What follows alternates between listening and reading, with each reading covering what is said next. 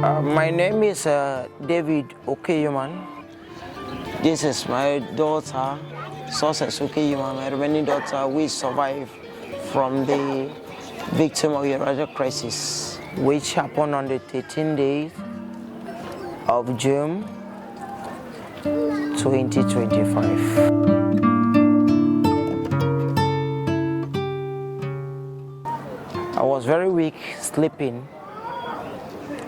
Around 10:45 p.m., my wife waked me up. She was asking me whether I could hear the gunshots. Due to the crisis that has been disturbing us for long periods of time, we do not sleep in our houses. We always sleep in our shops. Then, shop which located near the road so that we'll be secured by the security. They always patrol around. I being awake, I had a gunshot coming along Lafayette Road to New Old side of Yelota Market. They were singing Allahu Akbar, Allahu Akbar coming down. My children and my wife was asking me, how are they going to do? These people are now coming down. But the best assurance I gave to them, I will say security will now take over. You should not worry. I now climb on top of the building on the slab. The shop we are living into contained about 16 rooms, and these people now came, and the first shop that was attacked in the new Yelota Market, it was the shop which I was residing in with my family. They struck with the first door by the other side of my family which was living. They struck with the first door. It was a local door. They struggled and spoiled the door. They now went in and killed about 16, 17 persons in that door. In that room, I was on the roof watching everything. I saw it. These people now killed from the first room, then went outside, poured fuel for the roof, and set fire.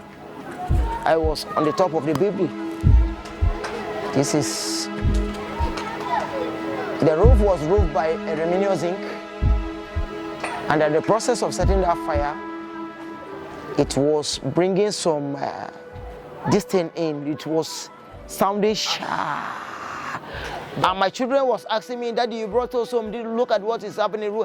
The best I could now tell them is that you should now go outside. And at the process, these people have now surrounded the whole building, shooting everywhere. There was no way to go outside. And the best I could do is to give them assurance. There's no way, I don't want them to be born in that house. I said they should go outside. If you went outside, you try to escape from them, they will now shoot you. And if you're not up to escape from them, they will now match you. And I now told my family to go out. And that was exhilarating indeed. I was from the first room. I now ran to the last room. I struggled with the locker door, and I went out. At the process of me coming out, here's a gunshot. Before I could shout and turn my back, here's a machetes. The machete still here. I now ran from New Market to Old Yelota Market side, where security was covered. The attacks lasted almost 2 hours, 30 minutes. There was no backup.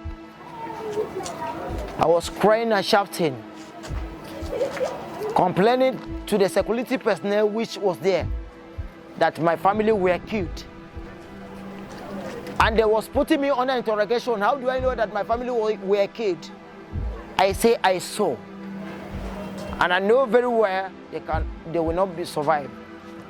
Because the gunshot was shooting, they surrounded the whole building which I was in. The Fulanis which attacked us have went away. They now invited me, let's go to your dormitory and know whether what you're telling us is true. I saw my wife lying on the surface of the ground, that's Judith, okay, you man. She was my wife. On the other side of the dormitory, I saw my first one, okay, you man, which is called Samson, okay, you man. She was lying the other side, it was machete into pieces. And I also saw my second son, Michael, okay, you man, was shot to death. And Kingsley, okay, you man, also my third son from that wife. She was lying from the other side. This is my surviving daughter. This is a firebone. She was burnt here. She was macheted here. She was macheted here. Within 30 minutes of that time, Benue State government now sent a vehicle to now convey the injured people to teaching hospital. I was hospitalized almost 22 days in that hospital before I was discharged to IDP camp here. Then I am now requesting for feeding, because if human does not feed, he cannot any other way think of what to do next. Trauma counseling and my education career. Then that is my side of story and my experience